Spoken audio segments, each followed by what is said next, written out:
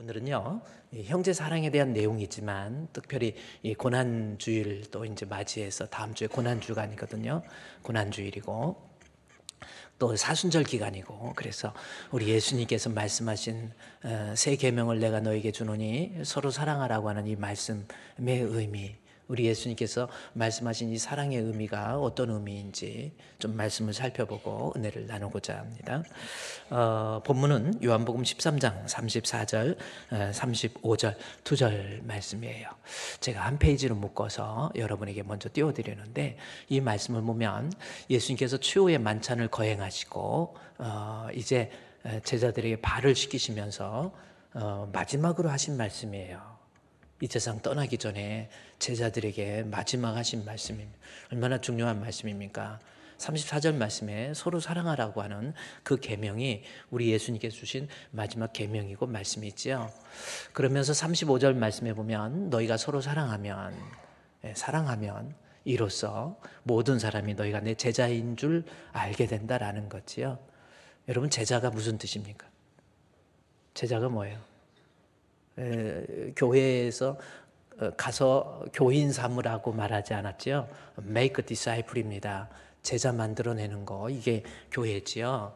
제자라고 하는 것은 뭡니까? 일반적으로 스승과 제자의 관계 속에서 스승은 가르치고 제자는 받아들이고, 그런 의미가 스승과 제자의 의미인데, 다시 그 본문을 띄워주시면요, 너희는 제자는 제자인데 누구 제자예요? 내 제자입니다. 우리 예수님의 제자예요. 그러면 이 제자라는 말이 교회 안에 우리 성경적으로 사용될 때에는 먼저 내 제자가 된다라고 하는 것은 우리 예수님을 먼저 구주로 믿는 믿음이 있어야 되는 거예요. 예수님을 나의 구주로 믿고 우리 예수님의 가르침을 잘 받아들이고 그 가르침대로 살아낼 줄 아는 그러한 삶이 있을 때 그 사람을 제자다, 이렇게 이야기할 수 있다라는 거지요. 여러분은 제자입니까? 교인입니까? 한번 생각해 보세요. 예수님 정말 믿고 있습니까? 예수님을 나의 구주로 믿고 있습니까? 예수님을 구주로 믿고 또 우리 예수님의 가르침을 잘 받아들이고 또 우리 예수님의 가르침을 받은 대로 내 삶을 통해서 말씀이 육화되어서 그 말씀을 살아내는 삶, 이러한 삶이 바로 제자된 성도의 모습이 될 수 있다라는 거예요. 그래서 이 제자, 성도, 이게 참 좋은 말인 것 같아요. 언제가 얘기했지만 저는 죽을 때 한번 묘지에다 이렇게 비석 세우잖아요. 그 비석 세울 때 제가 한때 그런 생각을 해봤어요. 목사 최성은 이렇게 하지 말고 성도 최성은이라고 말해주고 싶어요. 성도라는 말이 엄청 좋은 말입니다. 목사야, 이 세상에 살 때 목사지, 이쪽에서 이 세상에 살 때 폼 잡고 다니고 많은 사람한테 대접받고 뭐 어떻게 보면 참 주의 이름을 덕택에 그러고 다니는데, 정말 중요한 건 하나님 앞에 신자가 되고 성도가 되고 제자가 되어서, 그래서 저는 말씀 준비하다 종종 신자 되기 원합니다. 진심으로 신자 되기 원합니다. 진심으로. 여러분도 제자가 되세요. 신자 되세요. 그래야 천국 갑니다. 교회만 뭐 폼 잡고 다니고 뭐 내가 교회에서 목사다, 장로다, 권사다, 그거 그렇게 중요한 거 아니에요. 요한복음 13장 34절 예수님께서 마지막에 십자가에 못 박혀 죽으시기 전에 제자들을 모아놔서 35절 말씀에 너희가 서로 사랑한다면 이제 너희들은 비로소 내 제자인 것을 다른 사람들이 알아요. 그만큼 서로 사랑이라고 하는 것이 중요한 거예요. 우리 주님의 제자답게 여러분 앞으로 살아가는 삶은 서로 사랑하는 삶을 살 수 있는 우리 성도 되시기를 주님의 이름으로 부탁합니다. 그랬는데 이 서로 사랑이라는 말, 35절에 서로 사랑하면 내 제자가 된다 이랬는데, 그 서로 사랑에 대해서 34절에 보면 서로 사랑하라 라는 말씀이 또 나오죠. 그런데 우리가 이 말씀을 보면서 오해를 하는 경우가 있어요. 우리 예수님께서 발을 씻기시고 제자들을 모아놓고 마지막으로 내가 계명을 주는데 너희들 싸우거나 다투지 말고 미워하지 말고 원망하지 말고 서로서로 사랑하면서 살아라 라는 그러한 의미로서 잘못 받아들일 수 있다라는 거지요. 여러분, 저 뜻은 예수님께서 서로 사랑하라. 한번 생각해 보세요. 마지막에 제자들 발 씻기시고 마지막으로 이 세상 떠나면서 제자들에게 부탁한 것이 너희들 싸우지 마라. 그 정도 부탁인 것 같습니까? 아니에요. 여기서 서로 사랑하라 라고 하는 것은 어떤 계명이냐면 34절에 보면은 서로 사랑하라 마지막 줄에 있죠. 그러면서 그 앞에 사랑의 방법이 뭔가 어떻게 하는 것이 서로 사랑하는 것인가를 표현해 놓고 있잖아요. 그것이 뭡니까? 내가 너희를 사랑한 것 같이. 그러니까 서로 사랑의 방법은 뭐예요? 내가 너 사랑한 것처럼 그렇게 사랑하라는 겁니다. 그럼 내가 너를 사랑한 것은 과연 그러면 제자들에게 서로 사랑하라 그랬는데 사랑하되 이해하고 용서하고 제가 그랬죠. 윤리적이고 도덕적으로 승화된 인격을 가지고 다른 사람들을 덮어주고 용서하고 그런 의미가 아니라는 거예요. 우리 예수님이 사랑하신 방법이 뭘 얘기하는 건지. 그러면 내가 너희를 사랑한 것은 과연 무엇인가라고 하는 겁니다. 이 내용은요, 본문 요한복음 13장 1절에서 먼저 우리 예수님의 사랑의 방법을, 사랑의 내용을 우리에게 설명해 주고 있다는 겁니다. 오늘 본문 13장 1절 말씀에 한번 보세요. 뭡니까? 유월절 전에 예수께서 자기가 세상을 떠날 것을 아시고 아버지께 돌아가실 것을 이룬 줄 아시고 뭐라고 그랬어요? 세상에 있는 자기 사람들을 사랑하시되 끝까지 사랑했다. 이 말씀이 나옵니다. 예수님의 사랑이, 예수님이 어떻게 되냐? 자기 사람을 사랑하시는데 예수님의 사랑은 뭐예요? 끝까지 사랑이라는 말이 나와 있어요. 이렇게 하라는 거예요. 끝까지 사랑하는 예수님의 사랑을 너희도 형제에게 나타내라 이 뜻이잖아요. 그러면 끝까지 사랑이 뭔지 이거 알아야 됩니다. 예수님의 끝까지 사랑이 뭐예요? 영어로 보면 everlasting love라고 하는 거. 난 당신을 끝까지 사랑할 거야. 그거 뭐 어떤 의미가 있습니까? 내가 이 세상 살 때 당신 좀 어렵고 힘든 일이 있어도 괴로운 일이 있어도 나 억울해도 나 변함없이 당신 사랑할 거야 라는 의미가 끝까지 사랑의 의미로 everlasting love 해가지고 그런 의미로 일반적으로 생각할 수 있어요. 그러나 우리 예수님이 사랑하신 사랑은 육신적인 사랑이 아니에요. 그러면 제가 또 한번 얘기해 봅시다. 그러면 그 본문을 13장 1절을 여러분 보면은요. 우리 예수님께 사랑하시되 끝까지 사랑. 이것만 알면 우리 예수님의 사랑의 내용이 뭔지를 알 수 있다라는 거죠. 끝없는 사랑이라는 거예요. 그러면 인간의 끝이 어디입니까? 태어나서 죽을 때까지. 이게 인간의 끝입니까? 아니에요. 인간의 시작은 언제입니까? 태어났을 때부터 죽을 때까지가 인간의 시작이고 끝입니까? 아니에요. 인간의 시작은 어찌 보면 여러분이 엄마 뱃속에서 임신되어 있을 때, 임신 몇 개월이에요? 10개월 정도 임신되어 있을 때가 인간의 여러분의 시작이에요. 그렇죠? 그래서 우리나라 사람들이 그래도 미국 사람보다는 훨씬 지혜가 있잖아요. 미국 사람들은 훨씬 지혜가 있어요. 미국 사람보다 훨씬 스마트하고 제가 볼 때는요 미국 사람보다 훨씬 스마트하고 뭐 글도 훨씬 미국의 영어보다 한글이 훨씬 좋아요. 미국 사람들 총소리, 우리는 총소리가 어떻게 나요? 빵빵 나죠. 미국 사람들은 이 빵 발음을 못해갖고 뱅뱅 그래요. 코 먹은 소리 나잖아요. 뭐 어쨌든 그렇습니다. 근데 미국 사람들은 태어나서 0살이고 1년 지나면 1살이에요. 우리는 어떻습니까? 원래는 태어나면 1살이에요. 태어날 때가 1살이에요. 0살이 아니고 1살이고 1년 지나면 2살 되는 거예요. 어떻게 보면 그러니까 이 인간의 시작을 태어나서부터가 아닌 엄마 뱃속에서 임신했을 때부터 이게 시작입니다.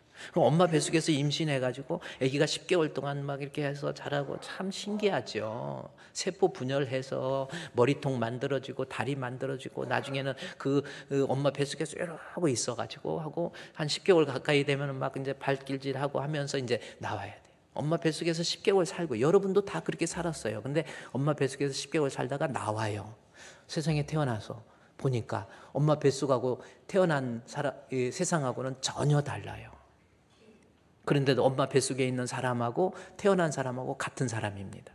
여러분, 우리 인간은 마찬가지예요. 엄마 뱃속에서 10개월 동안 있다가 전혀 다른 세상이 또 있듯이, 우리의 육신이 있듯이, 육신의 1살부터 그래요 100살까지 산다 할지라도 이 삶을 살고 난 다음에 끝나는 것이 아니에요. 이 세상을 끝나고 난 다음에 또 천국과 지옥, 저 세상이 있는 거예요. 그것이 인생이라니까요. 눈에 보이는 것만 이 세상이 아니에요. 인생, 사람은 한 번 죽는 것이고 그 죽은 후에 천국과 지옥이 있어요.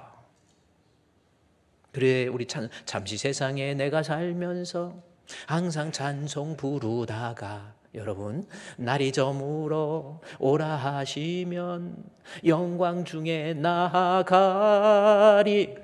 열린 천국문 내가 들어가 세상 짐을 내려놓고 빛난 면류관 받아 쓰고서 주와 함께 길이 살리. 이게 인생이에요. 여러분은 인생 지금까지 육신의 엄마 뱃속에서 태어났죠? 안 태어난 사람 없죠? 육신적으로 지금 살아갑니다. 1살, 2살, 10살, 20살, 50 넘으면 50이 원래는 오후를 나타내는 말이라고 그러더라고. 그건 그냥 들리는 말이니까 그냥 50. 그래서 50 넘으면 인생의 오후예요. 오후. 그러면 50 넘어서 60 됐다 그러면 한 오후 3시쯤 된 거예요. 금방 해 떨어져요. 해 떨어질 때 보면은 금방 쑥 내려가 버려요. 세상이라는 게 그렇잖아요. 하나님 앞에 그래요. 우리의 육신이 끝나면 더 밝은 천국이 있습니다.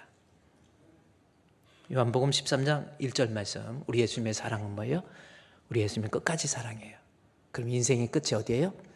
천국 갈 수 있을 때까지, 천국 가도록 만드는 우리 주님의 사랑, 이것이 우리 예수님의 사랑이에요. 그러니까 우리 예수님께서 내가 너희를 사랑한 것 같이 할 때 우리 예수님의 사랑의 방법은 천국 가도록 만드는 것, 이것이 사랑이라는 거예요. 그러면 어떻게 천국 가도록 만드는가 봤더니 내가 너희를 사랑한 것 같이, 이것은 끝까지는 천국 가도록 사랑하는 사랑인데, 그 다음에 위에 아버지께로 돌아가실 때가 이른 줄 아시고 라는 말씀이 나와요. 천국 가도록 만드는 것이 우리 예수님의 십자가의 죽음이라고 하는 것을 이야기하는 거예요. 그렇죠? 그러니까 지금 13장 1절에서 우리 예수님께서 사랑하시는 것처럼이라는 것은 뭐예요? 우리 예수님의 사랑의 방법은 끝까지인데 그 끝은 천국 가도록, 그 천국 가게 하는 게 어떤 거예요? 예수님의 십자가의 죽으심을 그들에게 전해서, 예수 그리스도의 십자가의 대속의 죽음을 그들로 하여금 알게 해서 그 사람으로 하여금 예수를 믿고 예수를 증거하고, 그래서 예수 믿고 천국 가도록 만들으라고 하는. 그래서 요한복음 13장 1절에서 13장 34절로 가면은 어떤 말씀이에요? 결국은 우리 예수님께서 세 계명을 너에게 주니 서로 사랑하라. 내가 너희를 사랑한 것 같이. 뭐예요? 예수님의 십자가의 죽음을 그들에게 알게 해서, 내 남편에게 예수님의 십자가의 죽음을 제대로 알게 해서 이 사람으로 하여금 예수 믿고 천국 가도록 하라 라고 하는 것이 우리 예수님 서로 사랑하라고 하는 말씀의 의미예요. 우리 아이들, 우리의 자녀들 그저 세상으로 키워서 그래요. 어제도 제가 토요일 우리 성도에 어떤 일이 있어서 같이 식사하자 그래서 식사하는데, 모처럼 날씨가 봄바람 불어오니까 날씨가 어제는 하나도 안 더웠어요. 안 춥고 아주 분위기가 좋더라고. 그래서 나와서 잠깐 차를 마시기 위해서 나왔는데, 나이가 지긋이 드신 우리 한 80, 90 되신 것 같아요. 분이 두 분이 나오더니 그 뒤에 아들들이 또 몇 명 있는 것 같아요. 아들들 따라오지, 며느리 따라오지, 또 손자들 있지, 쭉 따라와요. 한 가족이 아마 무슨 일 맞이해서 온 것 같아요. 제가 이렇게 보면서 느끼는 거, 인생 참 그래도 건강하게, 그 나이 되도록 건강하게, 또 자식도 많은 게 좋잖아요. 그래, 자손들 있고 며느리 있고 손자들이 있고. 근데 저 사람이 과연 예수를 믿는 사람일까? 한번 생각해 봤어요. 예수 믿게 하는 거, 그래요. 돌아가시기 전까지 아버지로 하여금, 어머니로 하여금 내 자식들에게 세상 것만 물려주려고 하지 마시고, 이 아이로 하여금 정말 하나님 경외할 줄 아는, 하나님 믿어서 그래요, 영원까지 천국 가게 만드는 거, 이것이 바로 형제 사랑이라는 말 속에 들어있는 겁니다. 우리 주품교회 성도들, 이제는 요한복음 13장 34절 말씀 이해했지요? 뭡니까? 내가 너희를 사랑한 것 같이 서로 사랑하라. 그래야 내 제자가 된다 하면서 서로 사랑의 내용은 우리 예수님의 십자가의 대속의 죽음을 전해줘서 그로 하여금 예수 믿게 해서 지옥 가지 않고 천국 가도록 만들으라고 하는 선교적 미션이 저 본문입니다. 선교합시다. 별로 느낌이 안 와요? 전도합시다. 그냥 애기들 그냥 세상적으로만 잘 키워놓고 잘 키운 겁니까? 예수 믿도록 하세요. 주변에 다니면서도요, 예수 믿도록 복음 전하세요. 이게 우리 예수님께서 마지막에 십자가에 죽으시면서 마지막에 죽기 전에 제자들을 향해서 복음 전해서 예수를 알지 못하는 자들에게 예수 그리스도의 복음을 전해서 그들로 하여금 예수 믿도록 만들어라라고 하는 이런 선교적 미션을 마지막에 주신 거예요. 십자가의 사랑입니다. 오늘 우리 할렐루야 찬양대 십자가 사랑 얘기했잖아요. 그 사랑, 십자가의 사랑. 십자가는 제일 험악하고 그때 당시에 가장 아주 포악한 죄인들에게 주는 아주 안 좋은 이미지가 십자가예요. 그런데 예수 그리스도께서 십자가에 대신 죽으심으로 사람을 살리는, 그래서 십자가의 사랑이라는 거죠. 그 십자가의 사랑을 여러분 좀 전해서, 주변에 예수 알지 못하는 사람 얼마나 많습니까? 신앙 교회만 다니는 사람이요, 우리 교인들 제가 볼 때는요, 미안하지만 우리 교회는 그래도 좀 퍼센트가 높을 것 같아. 이 안에서도 천국 가는 사람이 있고 지옥 가는 사람이 있다니까요. 근데 어떤 목사님이 그러더라. 한 30% 정도만 천국 갈 것 같다고. 그래서 왜 그런가 했더니 말씀을 씨 뿌리는 비유를 통해서 돌짝밭과 같은 마음을 가지고 있고 길거리와 같은 마음을 가지고 있고 가시떨기와 같은 마음을 가진 사람이 있고 옥토와 같은 마음을 가진 사람이 있다. 30%도 안 돼. 4분의 1만 천국 가는 거 아닙니까? 하나님 말씀 들을 때 정말 내 마음에 심금을 울리고 은혜가 되고 기쁨이 되고 주의 말씀 받아서 행복해하고 이런 사람이 그 말씀을 통해서 생명이 잉태되는 것이고 그 말씀을 통해서 생긴 믿음이 구원 얻는 믿음이잖아요. 그래서 교회도 제가 볼 때 그래요. 우리 앞으로 좀 더 지금 한국 교회 이 상황을 보고 교회에서 신앙생활해도 좀 네거티브한 전략에서 좀 벗어나서요. 교회도 교회다운 교회 만나서 제대로 하나님 말씀을 공부하고 말씀을 통해서 생긴 믿음 가지고 죽을 때까지 천국 갈 수 있도록 그렇게 하는 것이 인생 잘 사는 거예요. 그것을 그리스도의 복음을 주변에 있는 사람한테도 전해서 서로 사랑할 수 있는 그러한 모습으로 우리 주님이 주신 계명을 실천하시기를 주의 이름으로 축원드립니다. 그러면 자 13장 1절에 있는 말씀이 1절부터 이제 한 장으로 제가 묶어서 우리 예수님께서 사랑하시는 것은 13장 1절의 끝까지 사랑이다라는 말 속에서 우리 예수 그리스도의 죽으심을 통해서 그랬죠? 끝까지라는 바로 위에 예수님께서 돌아가실 때라는 말을 통해서 죽으심을 통해서 영혼을 구원하는 것, 그렇게 하는 것이 우리 예수님의 사랑이고 그 사랑, 예수를 전해서 예수 믿도록 만들어서 다른 사람으로 구원받게 하는 것이 형제 사랑이다라는 우리 예수님의 사랑의 모습입니다. 자, 저 말씀을 오늘은 그러면서 예수님께서 우리가 1장에서 13장 1절에서 34절까지 중간에 들어있는 내용을 통해서 왜 예수 그리스도의 십자가의 죽으심이 그것을 믿게 하는 것이 왜 형제 사랑이고 영원 구원하는 것이 왜 형제 사랑인가라고 하는 것을 13장 1절에서 서론적으로 예수님의 죽으심을 얘기하고 그래서 그 죽으심에 대한 대표적인 것으로 예수님의 죽으심은 그냥 사회에 봉기해서 뭐 불량배처럼 죽은 게 아니고 유월절이라는 1절의 유월절이라는 말을 딱 통해서 유월절을 상징하는 것이 예수 그리스도의 대속의 죽음이잖아요. 예수 그리스도의 죽음은 대속의 죽음이라는 것을 이야기하면서 예수님의 죽음을 통한 성도 구원이 예수님의 사랑의 방법이었다라는 것을 얘기하면서 그 다음부터 2절 3절부터 쭉 내려가면 이제는 그 예수님의 죽음이 왜 사랑이고 예수님의 죽음을 통해서 이루어진 결과가 무엇이기에 예수 그리스도의 복음을 전하라고 하시는지 내용을 설명하고 있는 겁니다. 자, 그러면 13장 1절을 우리 예수님의 끝까지 사랑은 영원까지 구원받도록 하는 그 사랑이 예수님의 사랑이었다라는 겁니다. 그러면서 그 내용을 이제 설명을 해요. 그러면서 2절 말씀에 마귀가 벌써 시몬의 아들 가룟유다의 마음에 예수를 팔 생각을 집어넣었다라는 이 말씀을 통해서 예수가 값을 주고 판다라는, 예수님께서 그래서 성도의 죄 삭신 죽음을 값을 주고 산다는 의미를 얘기하면서 예수님의 죽음의 구속사적 의미를 잠깐 표현하는 단어가, 마귀가 가룟유다가 예수님을 은 30에 팔았다라는 내용을 이야기해 주고 있는 거고요. 그 다음에 예수님의 죽으심의 의미를 3절부터 우리 9절까지의 내용을 보면 자세히 설명하고 있어요. 예수님의 십자가의 죽음은 어떤 의미인가라는 것을 설명해 주고 있다라는 겁니다. 예수님이 십자가에 왜 죽으셨는지, 예수님의 십자가의 죽음의 결과가 뭔지 이 본문을 그림 언어로 표현하고 있는 거예요. 하나의 그림이지요. 저녁 먹는 중에 예수는 해가지고 쪼개서 잡수시면서 5절 말씀에 대야에 물을 담아서 제자들의 발을 씻기시는 거예요. 이 모습이 우리 예수님의 십자가의 죽음을 통한 구원을 그림으로 표현한 내용입니다. 자, 그러면 3절부터 이제 보면 우리 3절 같이 읽을까요? 시작. 저녁 먹는 중에 예수는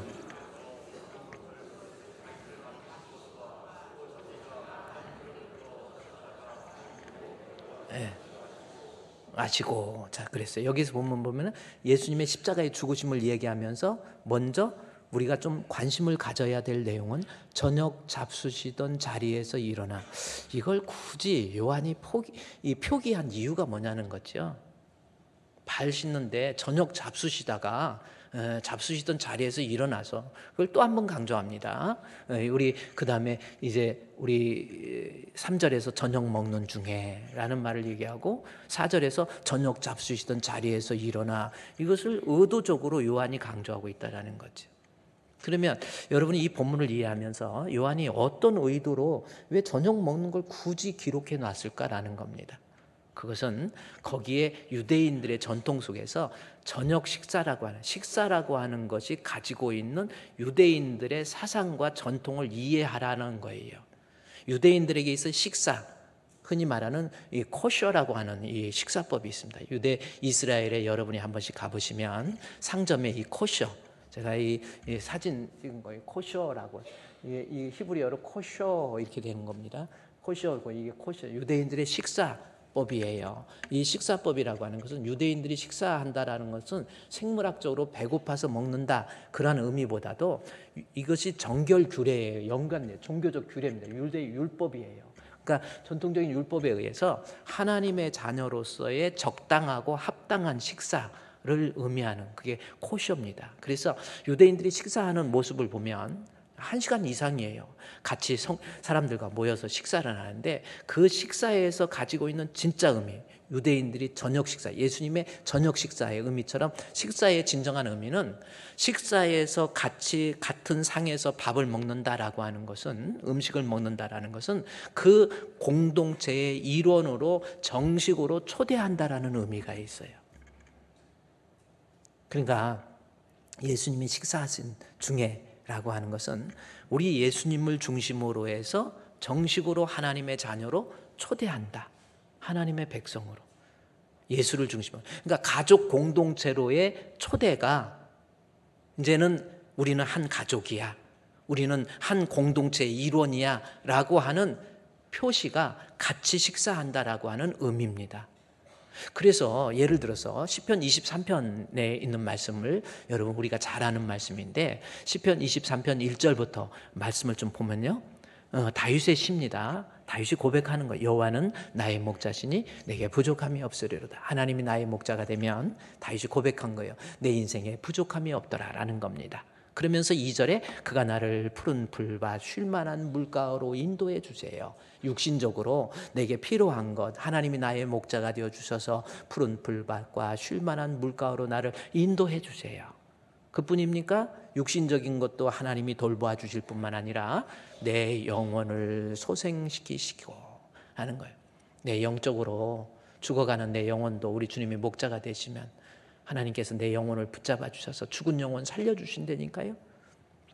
그냥 교회만 다니고 이러고 말씀을 들어도 간격도 없고 뜨거움도 없던 사람이 하나님이 목자가 되어주시면 하나님 말씀 듣고 감화, 감동, 역사에 의해서 가슴에 심령이 뜨거워지는 거예요.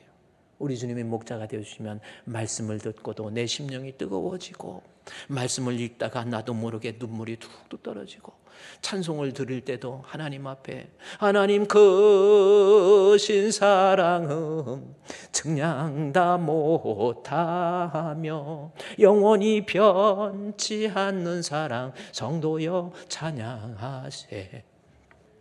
느낌이 와야 돼요. 하나님이 목자가 되어주시면 시편 23편 이 말씀해 보세요. 내 영혼을 소생시키시고 자기 이름을 위해서 또 영적으로 육신적으로 돌보아 주시고요, 먹을 것 입을 것 주시고 영적으로도 소생시켜 주시고 자기 이름을 위해서 이름을 걸고 이것은 하나님의 능력으로 내 삶을 가장 좋은 곳으로 의의 길로 평강의 길로 축복의 길로 인도해 주신다, 그 말씀이에요. 그래서 영육간에 2절에서는 육신적으로, 3절에는 영적으로, 그리고 살다가 보면은 또 어렵고 힘든 일, 시험의 때, 위기의 때가 닥쳤을 때도 하나님께서 사망의 음침한 골짜기에 다닐지라도 우리 하나님께서 지팡이와 막대기로 나를, 지팡이는 뭡니까? 어디 이리 가자 저리 가자, 막대기는 좀 때리는 거잖아요. 때로는 때려서라도 의의 길로 평강의 길로 축복의 길로 승리할 수 있는 길로 하나님이 인도해 주죠. 어느 때? 목자가 되어주시면. 그러면서 다윗이 마지막에 고백하지요. 하나님, 우리 주님이 나의 목자가 되어주셔서 주께서 내 원수의 목전에서 뭐예요? 상을 베풀어 주시고 내 머리에 기름을 부어주시니 내 잔이 넘치나이다. 저 5절 말씀 막 감동이 있지 않습니까? 주께서 내 목전에서 상을 베껴, 원수의 목전에서 상을, 이 뱅퀴치라고 하는 상 뭐예요? 어워드가 아니라고 그랬죠? 주께서 내게 상을 베풀어 주니까 무슨 상장을 주고 뭐 상급을 주고 그게 아닙니다. 밥상이에요. banquet. 당신께서 you prepare a banquet for me. 나를 위해서 banquet. 하나님 밥상 베풀어 주신다니까요. 이게 무슨 뜻이에요? 하나님이 나의 목자가 되어주셔서 내게 밥상을 베풀어 주신다. 상을 베풀어, 나를 하나님의 자녀로서 초대한다라는 거예요. 하나님의 백성으로서 영광의 자리에, 그래서 밥상을 베풀어 주셔서 나 같은 것 주님의 가정, 주님의 가족으로 만들어 주시고, 나 같은 것을 감히 고개를 들 수 없는 죄인인데도 불구하고 나를 원수의 목전에서 상을 베풀어서 나 같은 것을 가족으로 삼아주시다니. 또 그 다음에 보십시오. 그 다음에 가족으로 상을 베풀어 주시고 그 다음에 내 머리에 기름을 부어주신다. 이것은 무슨, 나를 하나님의 자녀로서 존귀케 한 장으로 만들어 주세요. 존귀케만 상을 베풀어 주시고 나의 머리에 기름을 부어주셔서, 그 머리에 기름 부었다라는 것은 아주 존귀하게 만들어 주신, 우리가 감히 나 같은 것을 밥상을 베풀어서 나에게 상을 베풀어 주시는 거예요. 하나님의 자녀로 만들고 나를 존귀하게 만들으니 주여 내 잔이 넘치나이다. 내 잔이 넘치나이다. 다윗이 고백한 거 아닙니까? 그 밥상이라고 하는 것. 그래서 요한복음 13장 다시 3절부터 말씀해 보면요, 요한복음 저녁 먹는 중에라고 하는 것. 이제 우리 예수님께서 저녁 먹는 중이라는 것을 강조한 이유는 저녁 먹을 때에 우리 예수님의 제자들을 우리 예수님의 가족으로, 우리 예수님의 공동체로서, 그래서 제자들을 우리 예수님의 자녀로서 영광, 즉 천국 갈 수 있도록 만드는 공동체의 출현을 알리는 멘트가 저녁 먹는다라는 말씀입니다. 따라서 최후의 만찬, 어떤 의미입니까? 레오나르도 다빈치가 그린 최후의 만찬의 사진, 여러분 많이 봤죠? 저 사진 이제 어떤 의미로 받아들일 거예요? 우리 예수님께서 저 사진 뭡니까? 여러분 보고 지금까지 뭘 느꼈어요? 아, 최후의 만찬 그림 그렸네. 아, 이 사람이 베드로인가? 이 사람이 누군가? 이거 그렇게 중요하지 않아요. 예수 그리스도의 가족으로 초대한다라는 의미입니다.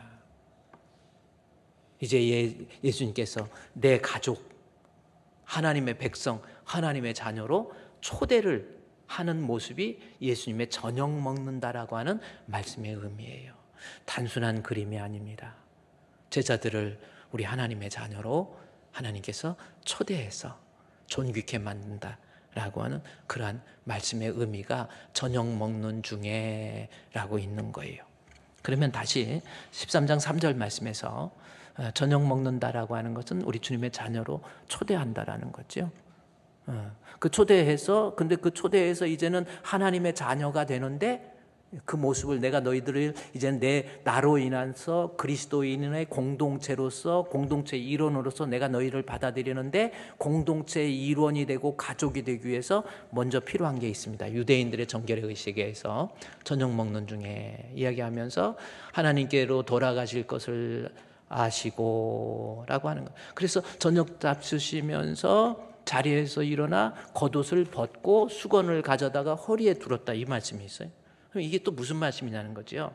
이 그림에서 우리 예수님께서 갑자기 저녁 드시다가, 그럼 왜 저녁 드시다 갑자기 얘들아 늘 다 모여봐. 그래갖고 내가 지금부터 발을 씻을 거야 하고 옷을 벗고 수건 두르고, 그러한 단순한 의미가 아니라니까요. 내가 가족 공동체로 초대하는데 이제 자리에서 잡수시는 옷을 벗었다라고 하는 이 단어입니다. 이 벗다라고 하는 거 take off your shoes, 신발을 벗는다, 이런 말이 있고 하는데, 옷을 벗는다라고 할 때 이 아포라고 하는, 아포티테모라고 하는, 원래 그 단어를 써야 돼요. 그래서 이 티템이라고 하는 단어가 버린다, 벗는다라는 의미입니다. 그런데 옷을 벗는다라고 할 때는 단어가 티템이라고 이렇게 써야 돼요. 그래서 요한복음 13장 우리 3절 4절 말씀에서 자리에서 일어나서 겉옷을 벗고 할 때 이때 아포티템이라고 써야 되는데 그냥 티템이라는 단어를 써요. 티템이는 아까 헬라어로 무슨 뜻이라고 그랬어요? 목숨을 버릴 때 사용하는 단어가 티템이에요. 그래서 다시 요한복음 13장 5절에서 예수님께서 옷을 벗었다라는 것은 단순한 의미가 아니고 우리 예수님의 십자가의 죽음, 목숨 버림을 상징하는 거예요. 그러니까 저녁 드시면서 가족의 공동체로 초대하는데 중요한 것은 죄의 문제를 해결하기 위해서, 그렇죠? 우리 예수님께서 십자가의 죽으심을 얘기하는 거예요. D.A. 칼슨이라고 제가 지난주에 좀 소개했던 그 책에서도, 마틴 로이드 존슨의 책에서 똑같이 이야기합니다. D.A. 칼슨이라고 하는 사람이 쓴 책이 요한복음 강해예요. 그래서 우리 요한복음에서 그냥 우리 예수님께서 제자들의 발을 씻기셨으니까 스승이 제자의 발을 씻기다니, 아이고 우리 예수님의 섬김에 본 우리 예수님의 겸손하신 예수님, 어린 나귀를 타고 오신 예수님의 겸손함을 배웁시다. 아니, 그 뜻 아니에요. 성경을 왜곡하지 마십시오. 무식하면 용감한 거고요. 이러다 보니까 기독교의 진리를 갖다가, 구원의 진리를, 저 13장에 있는 구속의 진리를 갖다가 어떻게 해석하냐면 윤리적으로 겸손한 모습, 섬김의 본을 친히 보이신 예수님 해가지고 대부분 98% 목사님들 그렇게 설교하고 있잖아요. 아니라니까요. 가족 공동체로 초대해서 이제는 내 가족을 만드는데 옷을 벗었다라고 하는 것을 통해서, 티템이라는 단어를 통해서 예수 그리스도의 십자가의 죽으심. 잠깐 한번 볼까요? 4절에서 13장 4절에서 여러분 성경 보세요. 옷을 벗고 그 다음에 13장 12절 말씀에 그들의 발을 씻기신 후에 옷을 입었다라는 단어예요. 이 입었다는 단어는 또 무슨 뜻인지 아십니까? 예수 그리스도의 부활을 상징한단 말이에요. 그래서 예수님의 죽음과 예수님의 공동체로, 예수님의 하나님의 자녀로 만드는 데 있어서 예수님의 죽으심과 부활이라고 하는 것을 요한은 암시적으로 던져주기 위해서 옷을 벗고 옷을 입고 라는 말 속에 우리 예수님께서 가족의 공동체로 받아들이는 데 있어서 가장 중요한 유대인의 결례를 이야기하고 있는 거예요. 그래서 13장 이제 보세요. 13장 4절에서 옷을 벗고 예수님의 죽으심을 얘기하잖아요. 그래서 벗는다는 말 앞에 돌아가실 것도 이야기 비리 딱 던져놓는 거예요. 자, 가족 공동체로 시작하는데 예수님의 죽으심을 얘기하면서 예수님의 죽으심, 이 예수님의 죽으심이 어떤 의미가 있는가라고 하는 것을 대야에 물을 떠서 제자의 발을 씻는 거다, 이렇게 표현하고 있는 거예요.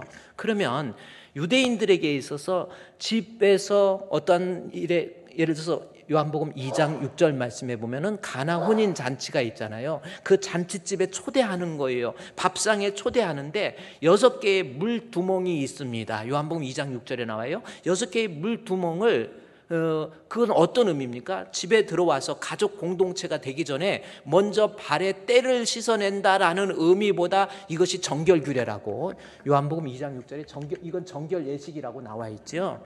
때를 씻어낸다라는 단순한 의미가 아니라 유대인들에게 있어서 6개 물덩어리라는 것은 6개 율법이에요. 율법에 의해서 율법으로 내가 깨끗하게 죄사함 받는다라고 하는 유대인들의 종교 규례입니다. 그래서 요한복음 2장도 저렇게 해석을 해야 되고요. 여러분 그렇습니다. 그래 6개의 물 항아리 있는데 예수님께서 대야에 물을 넣고 발을 씻었다. 이것은 어떤 의미냐면 정결 규례에서 예수님 다시 요한복음 13장에서 띄워주세요.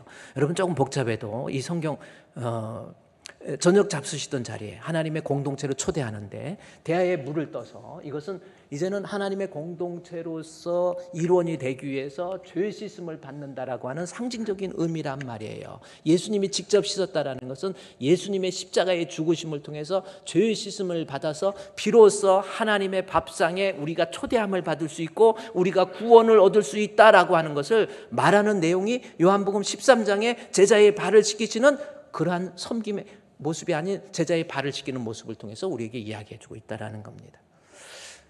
대야에 발을 씻겼다는 우리 여지껏 주일학교 교사 어느 교회에서는 우리 목사님이 우리 장로님들 다 해갖고 세족식이라고 해가지고 장로님들 발을 씻기고 사진을 찍어서 우리 겸손하신 우리 목사님 얼마나 이렇게 제자들 우리들 이렇게 섬김의 본을 보이신 예수님처럼 이렇게 섬김의 본을 보이자. 또 혹은 장로님들이 우리 성도들의 발을 씻겨가지고 우리 장로님들이 우리 성도의 발을 씻겨서 우리 장로님들 얼마나 겸손하고 우리도 섬깁시다. 그 뜻 아니에요. 그 정도 겸손한 것을 말하기 위한 이러한 그림이 아니라는 거예요. 저도 이렇게 발을 씻기주는 제가 옛날에 양평인가 어디 갔더니 그림이 있더라고요. 오병이어의 기적을 나타내는 그 그림이 있어서 예수님이 떡을 나눠주길래 저도 하나 이렇게 받아서 먹는 그러한 모습도 한번 이거예요. 이게 저예요.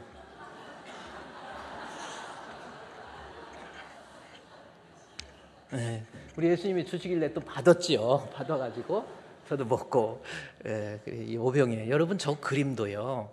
우리 앞으로 우리 주품교회 성경을 성경대로 왜곡하지 마시고 이거 어떤 그림입니까? 오병이어의 기적에서 물고기 2마리와 보리떡 5개로 5,000명을 먹였다. 와 놀랍다. 미러클. 하나의 어떠한 기적입니까? 이적입니까? 아니에요. 기적이 아닌 사인으로 봐야 돼요. 사인이 무슨 뜻입니까? 이거 그림을 통해서 말하고자 하는 표지판이라는 거예요. 뭘 느낍니까?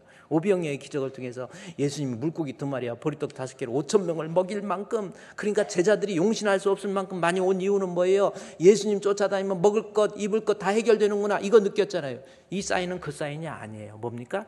생명의 떡으로서 이 땅에 오신 우리 주 예수 그리스도의 죽으심을 상징하는 것이 생명의 떡이란 말이에요. 오병이어의 기적을 통해서 예수님의 기적이 핵심이 아니에요. 거기에 카메라 초점이 있지도 않습니다. 뭡니까? 하늘에서 내려온 생명의 떡이 되신 우리 주 예수 그리스도를 믿음으로 영생을 얻게 된다라고 하는 그림이 이거예요. 왜 그림을 그렇게 보십니까?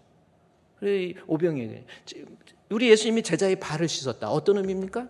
정결 규례로 이해하라는 거예요. 몸에 때를 벗겨내는 그러한 의미가 아니라 밥상에 초대함을 받고 집으로 볼 때 입구에 율법에 의해서 죄 씻음 받은 것처럼 발에 때를 벗겨낸다라고 하는 것. 대야에 물을 담아서 제자들의 발을 씻기신 것은 제자들의 죄 사해지는 것이 예수 그리스도께서 친히 거행하고 계시는 예수 그리스도에 의해서 죄 사함 받게 되므로 하나님의 가족의 공동체의 일원이 된다. 라는 뜻입니다. 저도 오병이어만 있는 게 아니라 우리 발 씻는 모습도 하네요. 저도 가서 했는데 발 씻는 모습도 있어. 이게 제 발입니다. 이거 누구예요? 아시아에서 제일 이쁜 우리 사모가 제 발을 씻지도 않으면서 폰만 잡은 거야. 이렇게 씻는 거예요. 이 장면 여러분 어떤 장면이에요? 섬김입니까? 겸손입니까? 아니. 지우세요. 예수님께서 발 씻으면 뭐예요?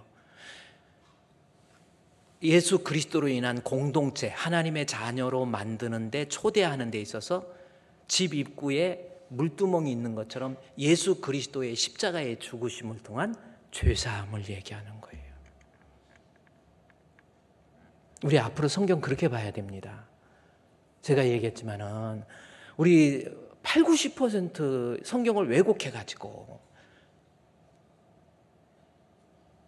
우리 주분교회 여러분 제대로 교회 다니려면 똑바로 해서 진짜 예수 믿어야지.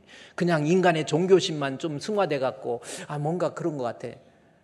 아니 이렇게 중요한 요한복음의 내용을 통해서 예수님 그러면 이제 좀 요한복음 12장이에요. 12장 1절부터 보면 또 어떤 내용인 줄 아세요?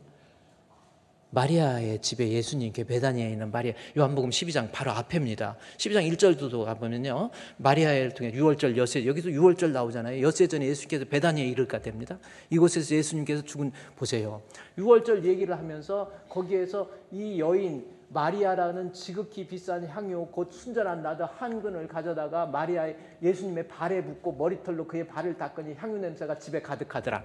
제자 중에 이 가룟 유다가 이 향유 이렇게 비싼데 어떻게 이걸 허비하느냐 이렇게 얘기하죠.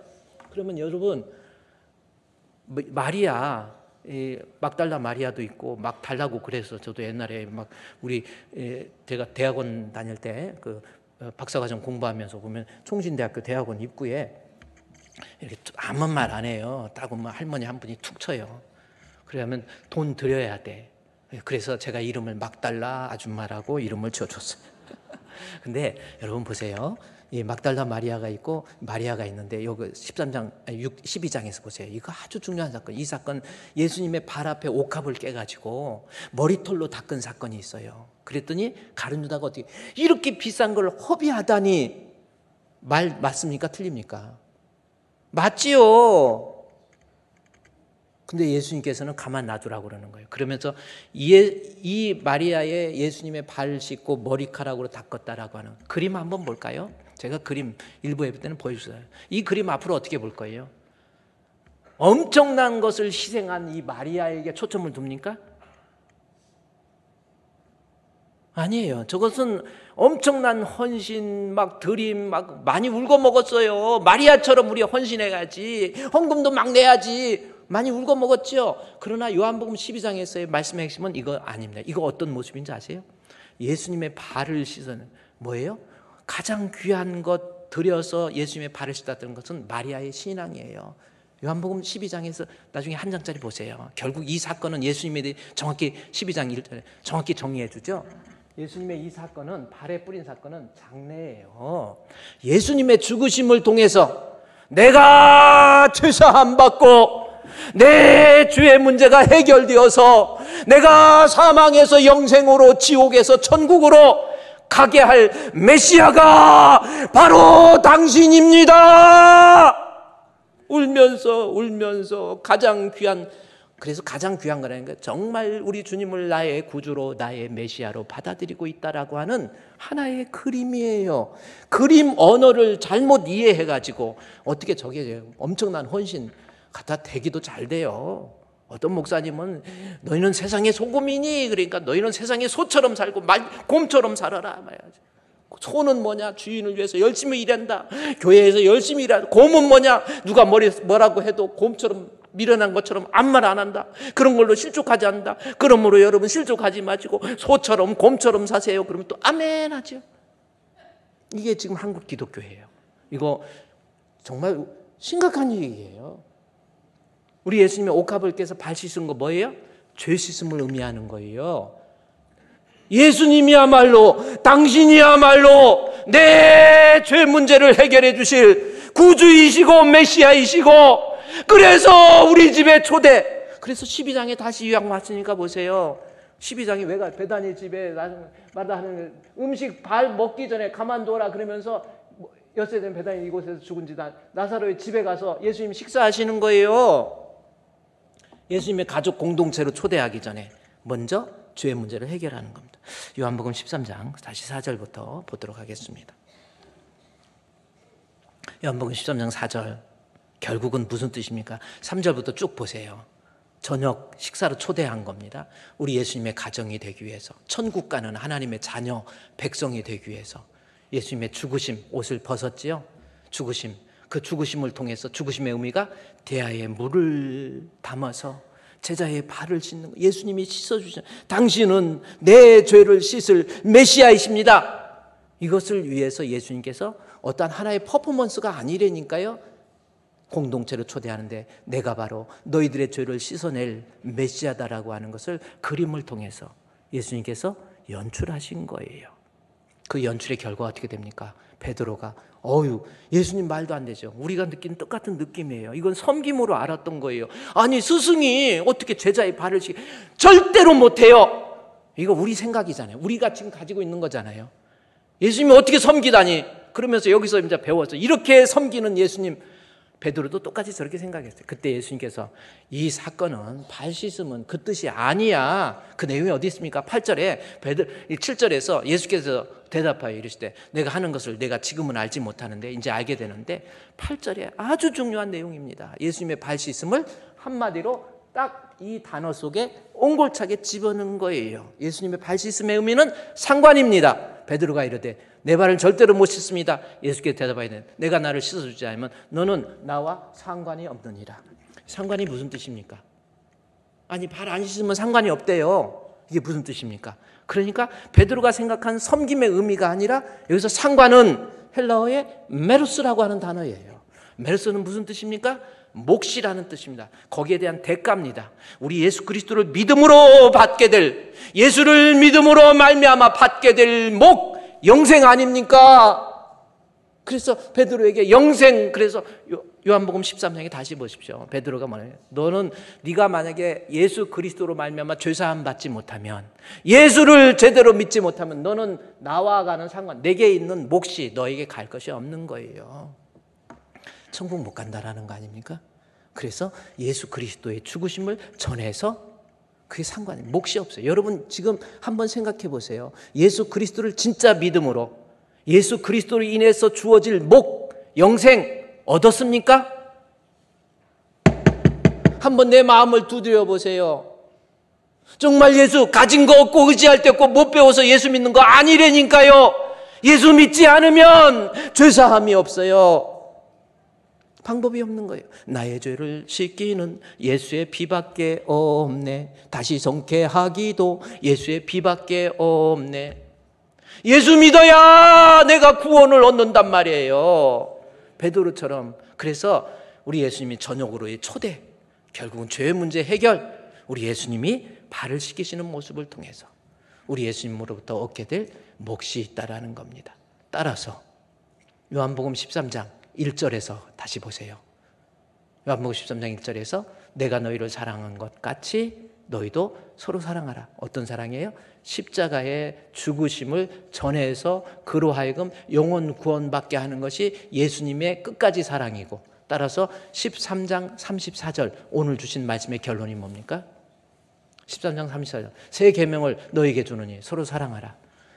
이제 그냥 윤리적이고 도덕적인 거 아닌 거 아셨죠? 그래서 새 계명이라고 한 거예요. 구약에서의 계명은 이웃을 사랑하고 그들을 견책하며 그들을 미워하지 말고 윤리적이고 도덕적인 사랑 맞습니다. 그러나 예수를 믿는 믿음의 공동체, 예수 그리스도를 믿음으로 하나님의 자녀에게 주어지시는 서로 사랑의 개념은 예수 그리스도를 알지 못하는 자에게 예수를 전해서, 복음을 전해서, 전도해서 땅끝까지 복음이 전달되어서 그로 하여금 예수 믿게 하는 것, 이것이 우리 예수님이 십자가에 못 박혀 죽으시기 전에 마지막 주신 선교적 미션이에요.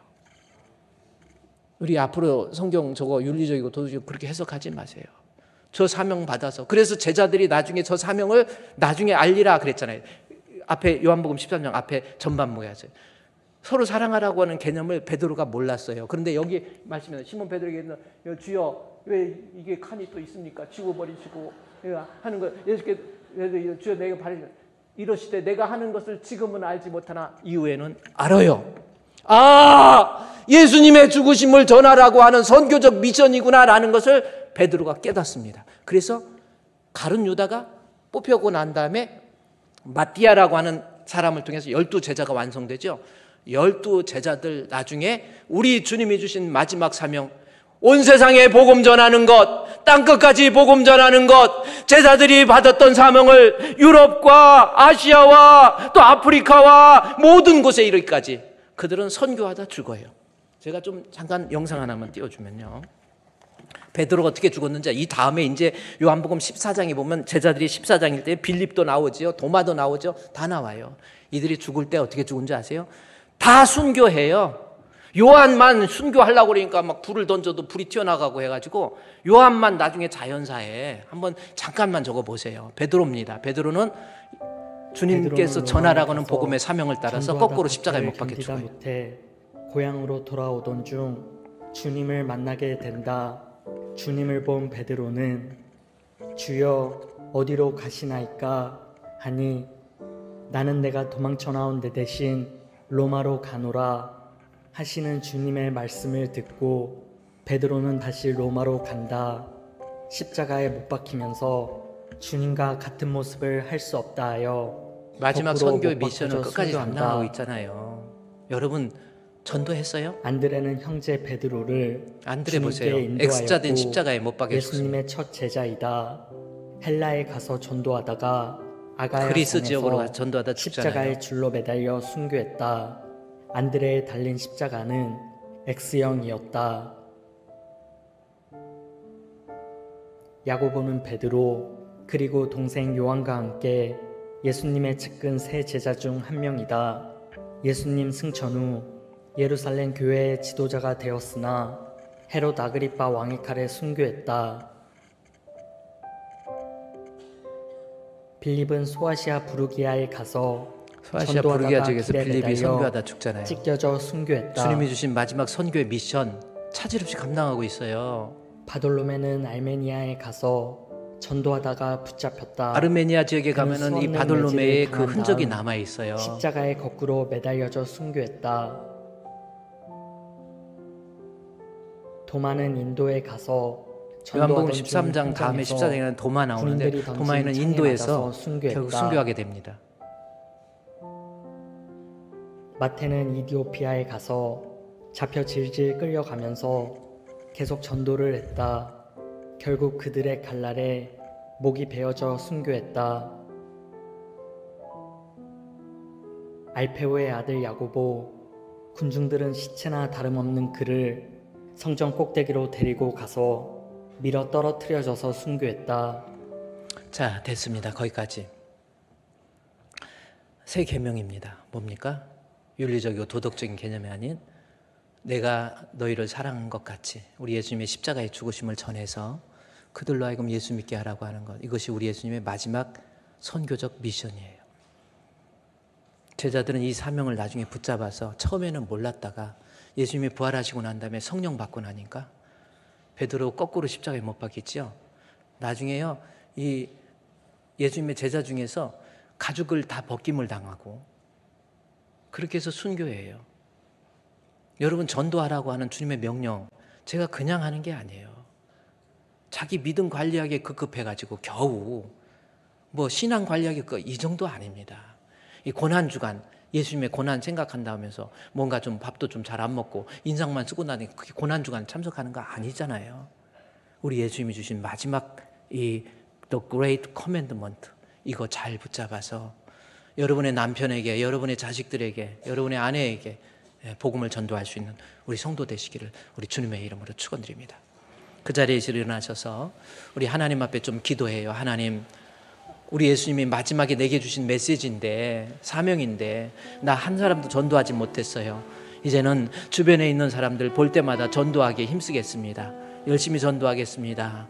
선교하겠습니다. 복음을 전한 번파하기 위해서 힘쓰겠습니다. 우리 다 같이 하나님 앞에 기도하도록 하겠습니다. 하나님 아버지, 오늘 주신 말씀을 통해서 우리의 심령 가운데 새 생명을 주신 주님 감사합니다. 우리가 참 이 진리의 말씀, 새 계명을 주신 주님의 말씀, 복음 전도하라고 이 말씀을 마음속 깊은 곳에 새기게 해주시고 예수가 그리스도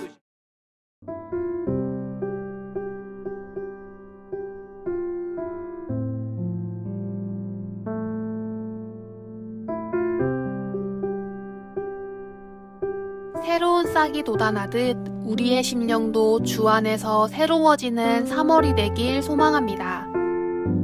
3월 셋째 주 주품교회 소식입니다. 새가족 교육이 진행되고 있습니다. 오후 1시 30분부터 주품홀 1층 새가족실에서 진행되오니 새가족 여러분들은 마지막까지 꼭 참석해 주시기 바랍니다.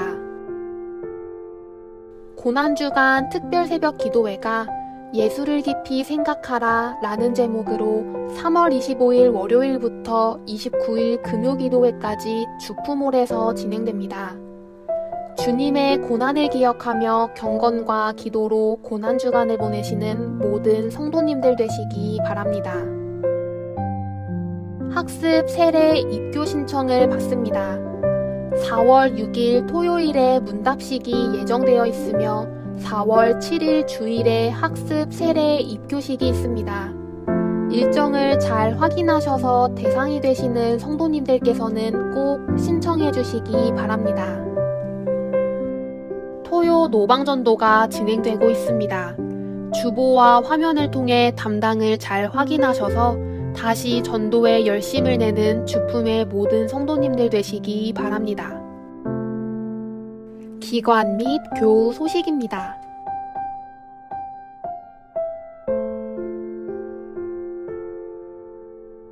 그 밖에 자세한 소식은 사무실로 문의하시거나 주보를 참고해 주시기 바랍니다.